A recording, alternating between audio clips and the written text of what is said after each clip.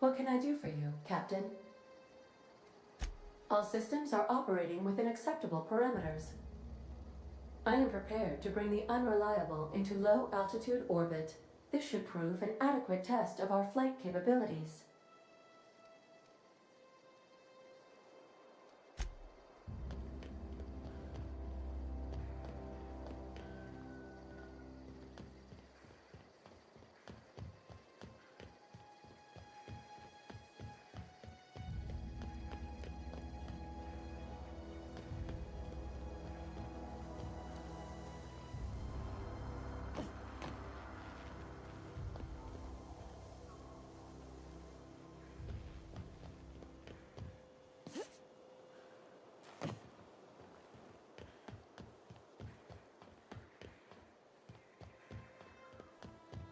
Welcome back, Captain.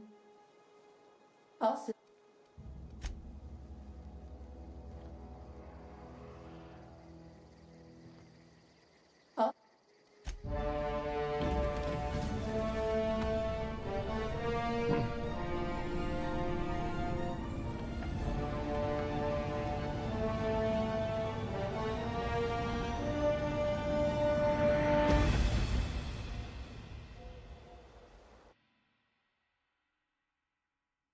we have received a communication request from Dr. Phineas Wells.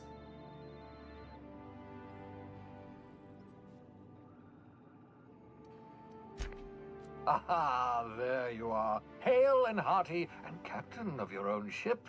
I see you're putting the Unreliable to good use. Shame about her former captain. Horrible way to die.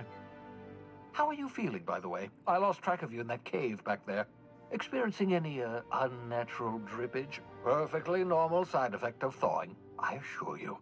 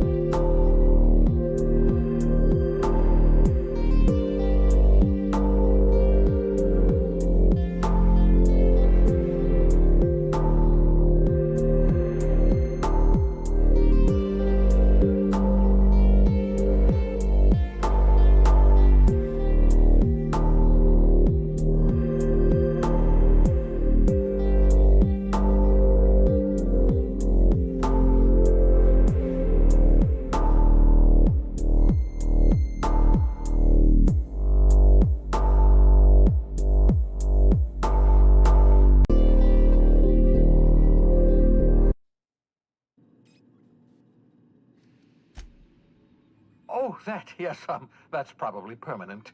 I wouldn't worry about it, though. I'm sure you're fine. What you saw in Emerald Vale is happening all across the colony. Food shortages, lack of supplies, and basic necessities. We're dying. The chairman, the minister, and all their lackeys on the board are to blame. The Hope has some of the brightest minds Earth ever sent us. If we can revive the Hope's colonists, they can help us undo the board's mistakes. They can help us set things right.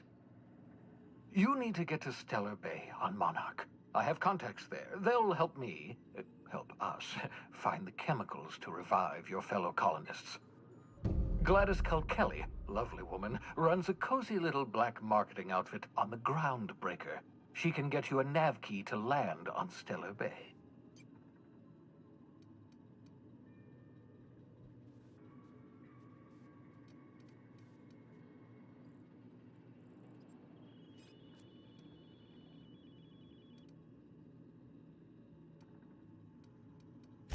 Strictly speaking, Monarch is a moon, terraformed badly, and almost completely lawless. You'll love it. Captains don't fly their own ships, you see. Your navigation terminal handles the, navigation. Think of a nav key as a set of flight instructions. The board's been confiscating nav keys for Stellar Bay, so we must rely on unconventional means of acquisition. Hence, Miss Gladys Culkelly.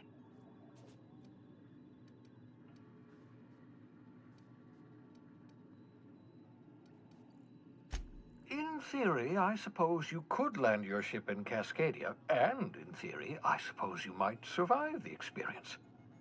Cascadia is utterly seething with dangerous, highly aggressive creatures, more than capable of tearing you limb from limb.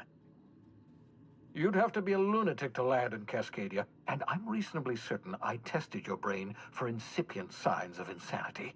Trust me, talk to Gladys Culkelly.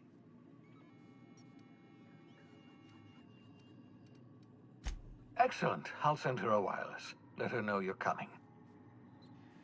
By the way, I gave Captain Hawthorne a disguise apparatus of my own design, cutting-edge technology, years ahead of its time. I call it the Holographic Shroud. I'm sure it will prove remarkably useful to you. You'll find it in the captain's quarters.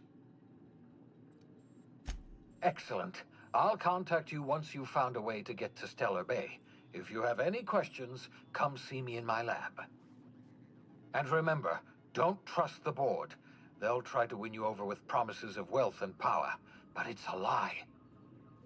The board's only interested in filling their own pockets. If we don't put a stop to them, they're going to run this colony to the ground. Transmission ended. If you are ready to depart, please select a destination on your navigation terminal.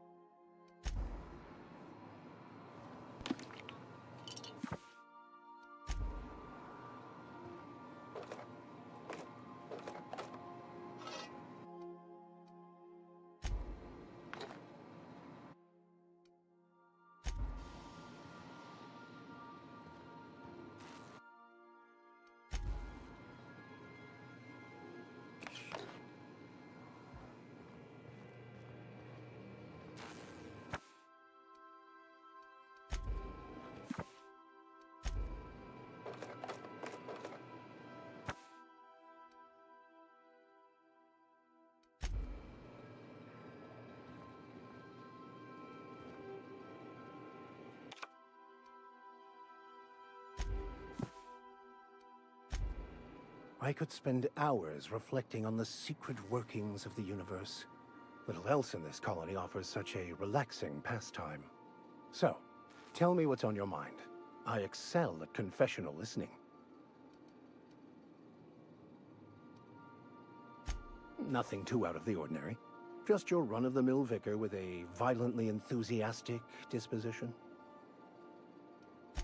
That's what my parents called it. I grew up in a pit of a town much like Edgewater. I was destined to be a laborer like my parents, but I was infected early with a need to solve the equation. My passion didn't sit well with them. My parents, ironically. They internalized the precepts of scientism like no one I've ever known. They had a pure faith, a faith that brought joy to them regardless of the situation. I envied that. I wanted that peace. I thought if I became a vicar, I could find it. Or at the very least, find out why I lacked it. They thought I was fighting the plan, should have accepted my lot. Some people pursue the clergy for power, prestige, but that was not me.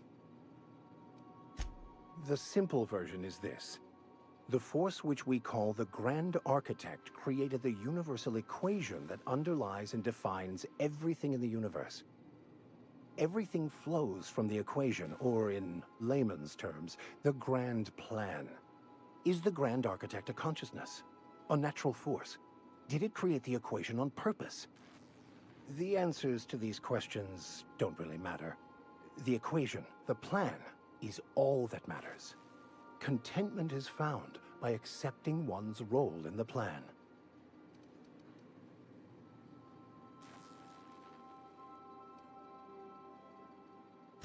It can be if abused, but that can be said about anything. However, in the case of the Board and Halcyon, sadly, I believe you are correct.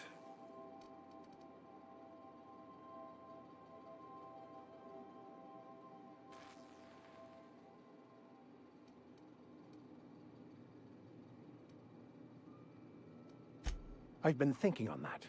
There's a former infamous philosopher scholar who fled Terra 2 some years ago. He's an expert on Baconu. He's also who told me of the journal's presence in Emerald Vale. If anyone in this colony could translate that book, it would be him. That's a good question. We should start on the Groundbreaker. It's where I'd go if I wanted to get off Terra 2. Great place to pick up a ride to Hephaestus, Scylla, even Monarch. All I need is access to a data cartridge from the security terminal. Their easily hackable system keeps a registry of all crew manifests for both arrivals and departures.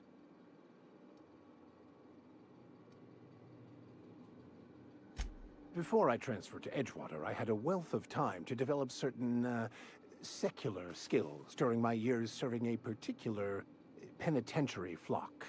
I meditated, led sermons, provided guidance to the inmates as needed, of course. I also played prison yard tossball and taught myself a bit about computronic security systems. Thank you, Captain.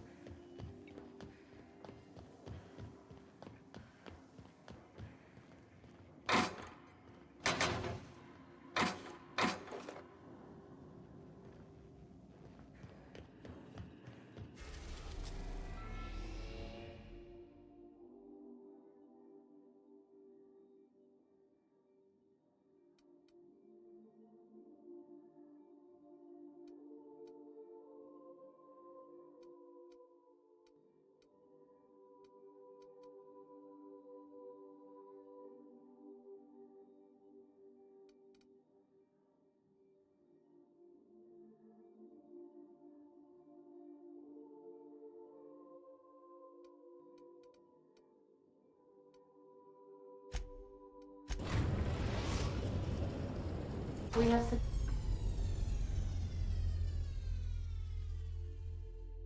successfully arrived at Phineas's orbital lab, Captain, and we are still in one piece. Shall I congratulate myself, or would you like to do the honors? Welcome back, Captain.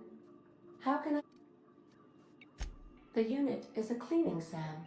Hawthorne brought it on board some cycles ago, I'm sure with the intent to modify it, but I've never seen it up and running. Alex likely recorded progress notes detailing his efforts to modify Sam. If you check the terminal in your captain's quarters, we may be able to determine what work remains in order for Sam to properly operate.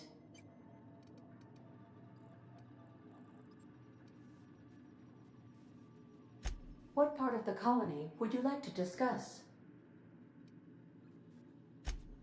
Ah, yes. As Dr. Wells is a wanted outlaw, he built his laboratory into an asteroid. Orbital destinations can be challenging to land on. His more so than most. There is a bounty on his head, one with a markedly high reward amount. Shall I engage the laser weapons system?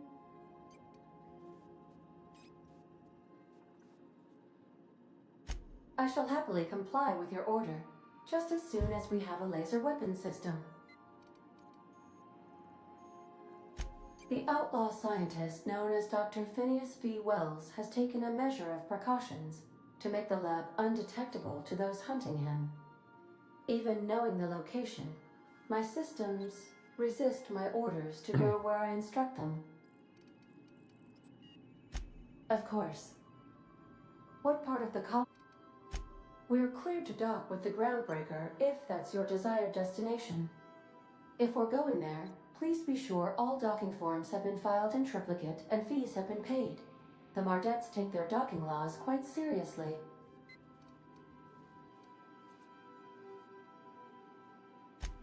I can, yes. Let me add that to my list of 1,435,498 tasks I am simultaneously executing in order to run our ship. You are more than welcome, Captain. The Groundbreaker was Halcyon's original colony ship. It has since been repurposed as a service station in the Lagrange point of the system. Freighters often deliver or pick up goods from the Groundbreaker en route to other destinations. The city ship hosts an array of cargo bays, factories, housing sections, and more. Many of Halcyon's companies maintain office spaces with stationed representatives in what is considered a truly neutral territory within the system. I have filed the required docking forms in triplicate, and fees have been paid. How can I be of assistance? I have lots of minutes. Many minutes. Unlimited minutes, perhaps. Providing an adequate power source, I can function indefinitely. I require a captain to pilot the ship. Without an identified captain or crew, I serve no purpose. As you may be aware, Captain Alex Hawthorne was a smuggler of some repute. I failed to predict the likely outcome of his reckless behavioral patterns. I should have predicted that. In our travels together, Alex liked to pass time by, as he called it, tinkering to improve my design.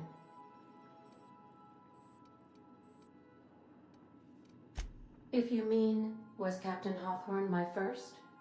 Yes, he was. How can I be? Certainly, Captain. What would you like to hear? Now playing a Spacer's Choice advertisement jingle. It's not the best choice.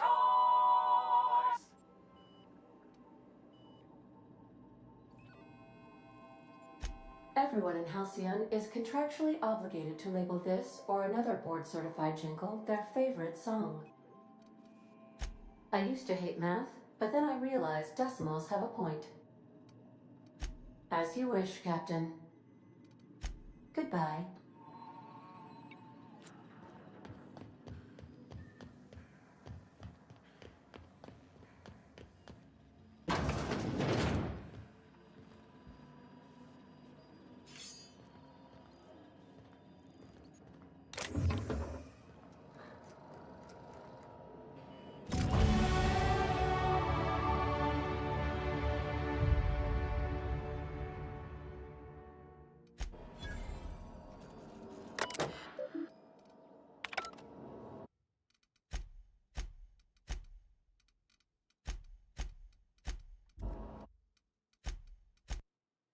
All right, friends, that's it for tonight. Good night.